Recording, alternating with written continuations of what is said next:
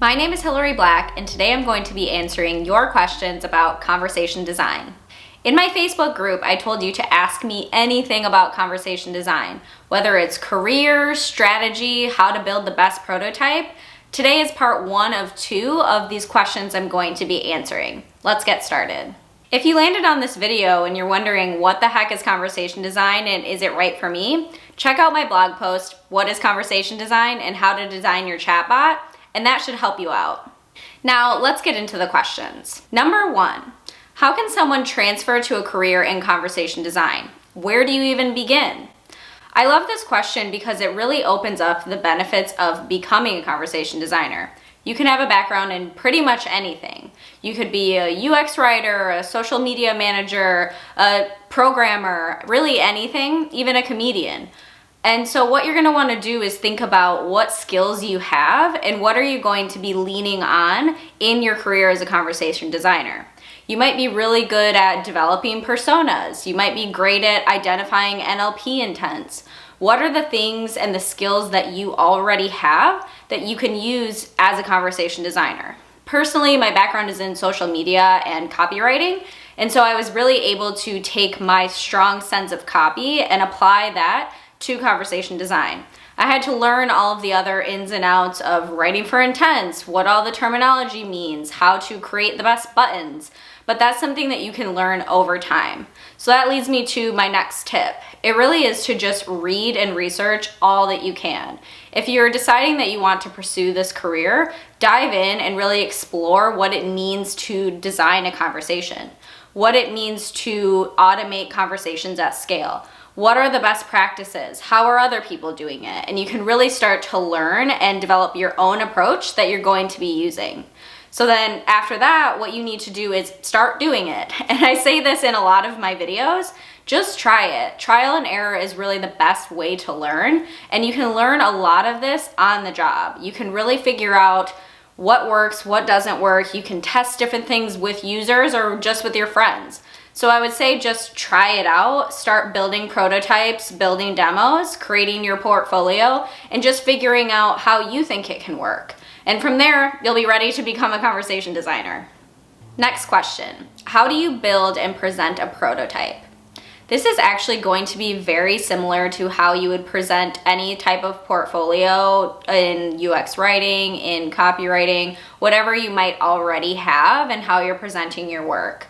There's a few keys that I was able to find in terms of how to create actually a portfolio and a story, and you really want to start with that. Think about who you're going to be showing this to. Who is your ideal client or employer, and what are they going to want to see? What types of examples are they going to want to see? Are they going to want to see certain platforms? Are they going to want to see AI-supported bots or open-ended or, specific copy? And think about the types of jobs you're applying for and the types of verticals that you're applying for jobs or trying to get clients with. And that's who is going to be your prospective audience for your portfolio. And then from there, you want to think about the story that you're going to tell. What was the challenge? What was the before there was a chatbot and then after there was one? And if there was no before, just think about what the approach was. Why was this a problem that needed to be solved? Did they need to automate the FAQs? Were they wanting to be able to be available for their customers 24/7? Were they wanting to reach new people through advertising and they wanted to automate that at scale? Think about why this was created, even if it's something that you just created for yourself. There was obviously a problem that you thought could be solved with a chatbot, and so explain why you were doing that. And then from there, you're presenting the solution, the actual bot. So document your approach, and if this is something that you built maybe for a previous client or something that's not live, I would just go about it in having a flow chart or having screenshots or just examples of things and explaining your approach to conversation design. You really want to show them what makes you different than every other designer out there and why you maybe approach the personality first, why you approach the copy first or the user experience, and how you think about how you are writing this experience and what you're learning from it along the way. And then lastly, you're going to actually want to present your work. And so you will either want to do some sort of like video prototype, and you can use various mock-up services to do that, or you want to just give them the live thing. So say, go to this Facebook page or text this phone number, and that is a way that you can present your actual work to the people who you might be working with in the future. I found a few examples and helpful articles, and I'll link those in the description below so that you can check out some existing portfolios that might be a good inspiration for you. While we're on the topic of getting work, let's talk a little bit about qualifications. I got a few questions about, what should I learn? How can I differentiate myself? And one specifically was asking if we should get experience in linguistics. And I do have to say, as far as linguistics are concerned, as far as coding is concerned, anything that you can learn isn't going to hurt you. It's only going to help you. And certain companies are going to be looking for designers who have a linguistics background, or designers who are able to code or at least understand those types of commands, those types of intents. They might want someone who knows about training AI models.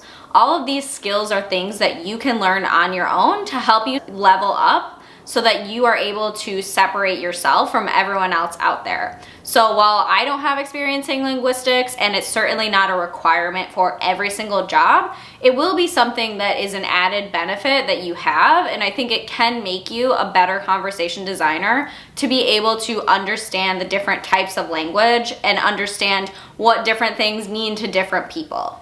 I was also asked about programs and certifications for conversation design, and of course I need to take this opportunity to talk about my own online course, Chatbot Writing and Design with UX Writers Collective.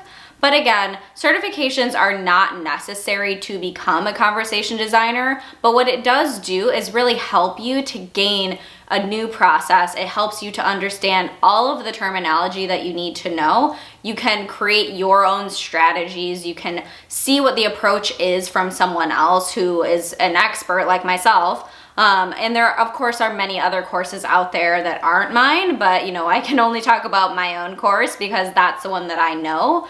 However, I will say that this will give you a very good foundation in order to become a conversation designer in real life. You'll also have examples and you'll have a portfolio to start out with.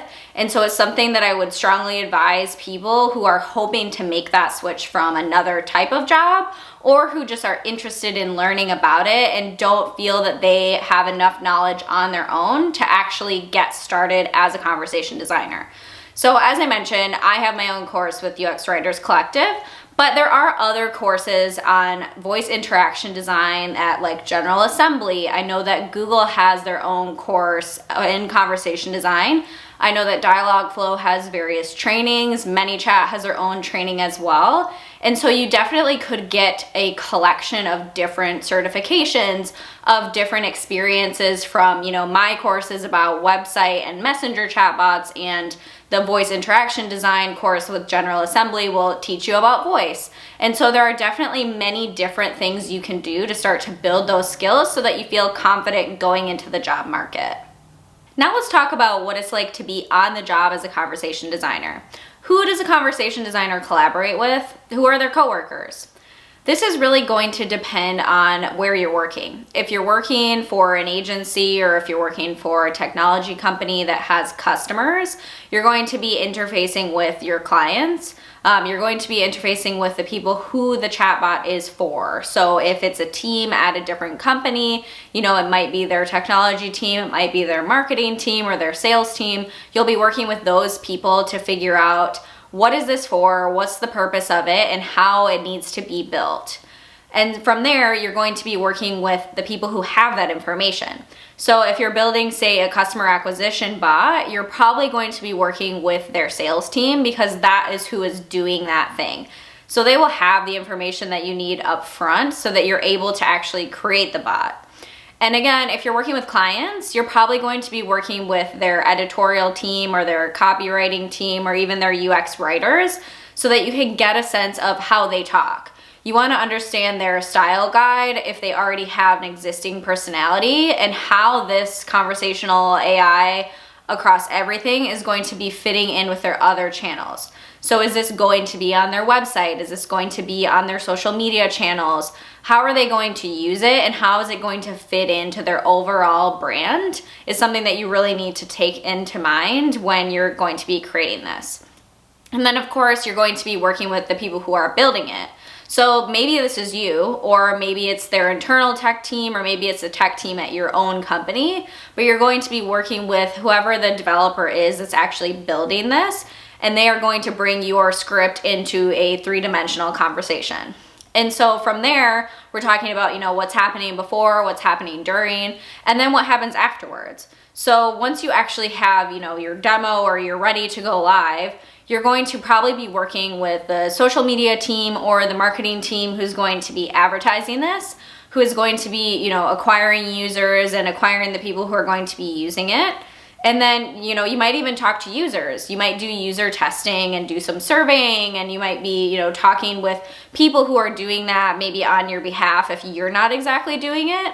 And then again, you're probably going to work with the technology team or, just like ongoing maintenance that's going to need to happen from bugs that are happening, from improvements that you want to make, or if you want to start training intents and you want to make your bot smarter and smarter. So there's definitely a lot of different people that you're going to work with, which I think makes it kind of exciting because you're working with a bunch of different types of people across many, many different teams, and you're working with all of them in like a slightly different way. So it's a very interesting way to go from, wearing your client and account management hat to marketing, to technology, to writing, and, creating all of these exciting things. And so you really get to work with pretty much everybody. And I think, if you work internally at a company who is building their own chatbot for their own thing, you might not work with a lot of people. You might only work with the person who is building this, or maybe, you're the only person and maybe you are just owning this entire project. You're creating the copy, you're building it, you're launching it, and you're doing all of that. And like, that's awesome too. You're totally a one-stop shop. And that's something that, can be really exciting. And so I would say that, their coworkers can be as many people as you want or as few people as you want. And speaking of who they work with, this is a really awesome question that I heard, which is how can conversation designers advocate to be a part of the very beginning process of designing a chatbot? This is something that we see a lot of businesses doing wrong. They just decide one day, hey, we want to create a chatbot, and then they just go and do it without any strategy, without any design, and really without any plan whatsoever. And it's a huge flop. I mean, honestly, the experiences that are out there that people are saying, chatbots are terrible and they should all go away, it's because the experience is bad and they should go away. But what we need to focus on is how can we make experiences good? Who needs to be in that room that can help to create the strategy, that can help to create the copy that works for users and that gives them what they want and can help to actually accomplish business goals that the business has and isn't just let's make a chatbot. And so I would say that, a lot of that comes down to just being in the room when those decisions are being made. And unfortunately, that's not really an easy answer. But I will say that if you think that your company that you work at or any company that maybe you want to work with would benefit from having a chatbot, just express your interest in that very early on. Be that person that understands, hey, here's some research that I found about all the things that we could accomplish by having a chatbot, and actually propose it to them and say, I would love to lead this project. Or if you hear people talking about we're thinking about maybe doing chatbots in next year. I know a lot of businesses are going to be starting to plan their early 2021 marketing strategies right now. Say, hey, I would love to be a part of that when that comes up, and actually show them how important it is to have conversation design.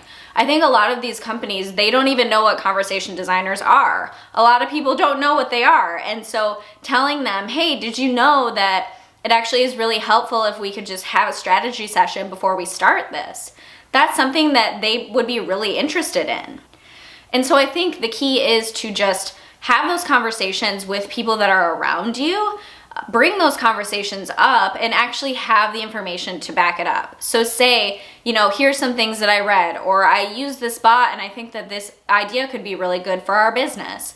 And really just making sure that if they've already gone down the process and they've started to build something, just say something to someone, bring it up to them and say, hey, I just want to make sure, since this is representing our business, that we actually have a strategy to it. I would love to help us create one. I would love to take a look at the copy that you guys are thinking about and see how that fits into our overall brand strategy.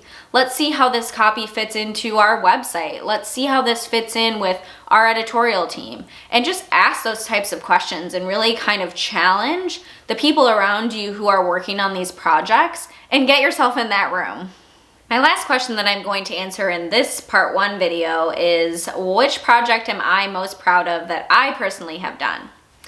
Over the years, I have worked on a ton of different projects with anything from student loan debt consolidation, dog treats, cosmetics, life insurance, honestly everything. I created a chatbot for my own wedding, and while I'd like to say that that was my favorite one, which it was super fun, I think that the current project I'm working on, Mav, is probably something that I'm most proud of. And the reason for that, aside from it being my company that I helped to co-found and, we're working on all of this stuff every day, I think we really have taken something that is able to help a lot of different businesses. So not to say that we've made it really into a template, but we have created a framework that allows many different businesses across different verticals to be able to communicate with their customers at scale in a way that customers actually want to talk to you. So instead of just being spammed with a bunch of text messages all at once, we're actually having conversations, and being able to write those conversations and see them play out and see anything from a mortgage broker to a class action lawsuit, be able to actually have these text conversations that are leaving users feeling good. That's something that I'm really, really proud of. It's these small things that I really want to take to all the other projects that I ever work on, and just be able to create my own methodology of saying, this is how conversations should work. This is how businesses should be thinking about texting their customers instead of just sending them a bunch of spam. And honestly, my personal belief is that I don't ever want to write a conversation that I wouldn't want to have. I really think that if you think of that and you keep that key idea in the back of your mind, think of the message that you would want to receive. That's a really good way to make sure that the designs that you are creating are actually things that are going to work for a business, but leave a user feeling good at the end of the day. That's all the questions I'm going to get to for today, but as I mentioned, I'm going to be filming a part 2 of this video next week, so if you have any questions that I didn't get to in this video, leave them in the comments and I will be sure to answer them. And make sure that you subscribe to my channel so that you're able to see when that video comes out.